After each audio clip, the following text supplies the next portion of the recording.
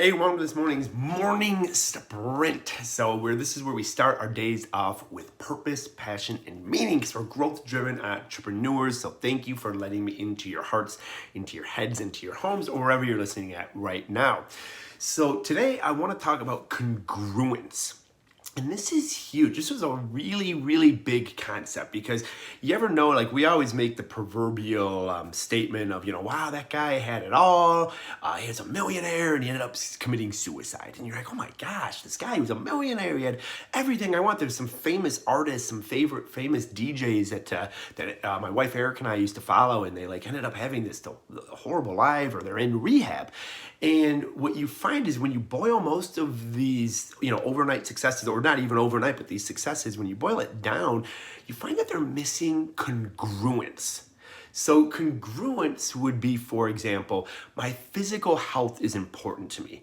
So if I was doing work to pay the bills in a job that was like real bad for my physical health, okay? Maybe it was like working on a line and it was destroying my joints. There wouldn't be congruence there. Okay, even though the job itself could be paying massively and I can have massive financial abundance, if there's not congruence with what's important to me, we're going to ultimately be on the demise. So for sometimes it's mental. Sometimes people, they're such great givers and they give, but then they get put in a position, sometimes a leadership position, where they have to be more system-based and they're less emotional or relational-based. And then they work so hard to get this promotion, but they're no longer able to be congruent with who they really are. Other times it might be spiritual. So you might have like a spiritual side where you live by like a spiritual system. It's very important to you. And maybe you're promoted into a position where it goes against some of your spiritual beliefs or maybe religious beliefs. You're only going to be able to kind of hold out for so long because it goes against your identity. And that's really what we're talking about today. Or relational. You might say, hey, I got a job.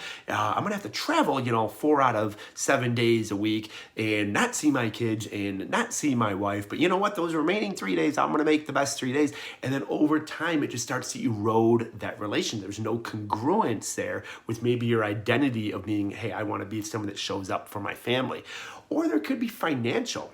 If you identify as, hey, I'm a financial provider, but then you go and take a position that maybe it's something you think you want, but it doesn't provide financially, and it's not congruent with you being that financial provider.